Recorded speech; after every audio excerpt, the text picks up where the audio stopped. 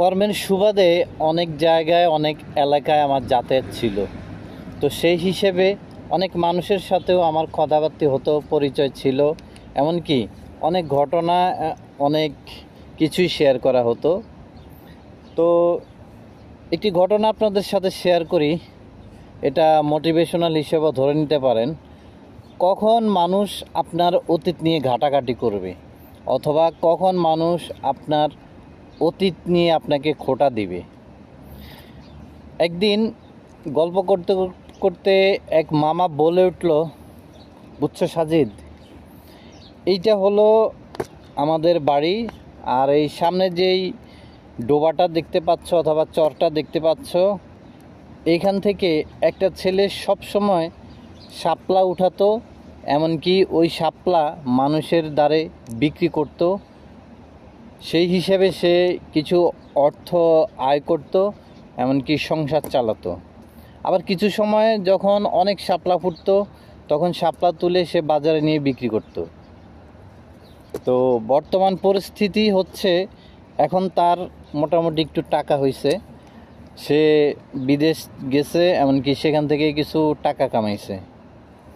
একদিন সকালবেলায় আমি হাঁটতে হাঁটতে গেলাম, ওই চরের পাড়ে দাঁড়ালাম। আবার ওই ছেলেটাও দেখলাম যে একটি তোয়ালে গায়ে দিয়ে ব্রাশ করতে করতে এসে দাঁড়ালো ওই চরের পাড়ে।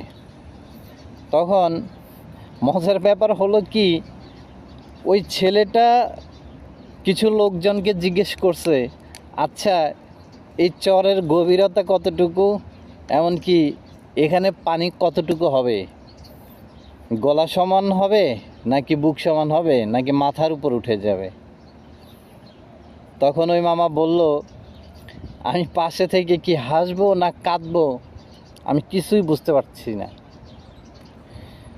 তো মানুষ আপনার অতীত জীবন নিয়ে তখনই ঘাটাঘাটি করবে যখন আপনার নতুন টাকা হবে, মানুষের সাথে আচার ব্যবহার খারাপ করবেন, এমনকি এরকম বিহেভ করবেন যে পূর্বে আপনি বোধহয় এমন কিছু একটা ছিলেন, অথবা আজীবনে আপনি টাকার বিছানায় ঘুমিয়েছেন, অহংকার করতেছেন, হুটহাট মানুষের সাথে ঝগড়াঝাটি লেগে যাচ্ছেন, হুটহাট মানুষকে কথা শোনাচ্ছেন। এ কারণেই পেছনের কথা আমরা সবাই কেউ যেন না ভুলে যাই। এটা আমাদের জন্য একটা মোটিভেশন হয়ে থাক, যেন আমরা পূর্বে যা ছিলাম তাকে আমরা সব সময় মেনে রেখে আমাদের অঢেল ধন সম্পদ হলেও যেন আমরা সামনে ভালোভাবে সুন্দরভাবে এগিয়ে চলতে পারি। তো আল্লাহ আমাকে সহ সবাইকে হেদায়েত দান করুক।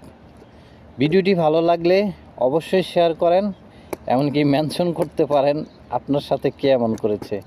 ধন্যবাদ। আসসালামু আলাইকুম।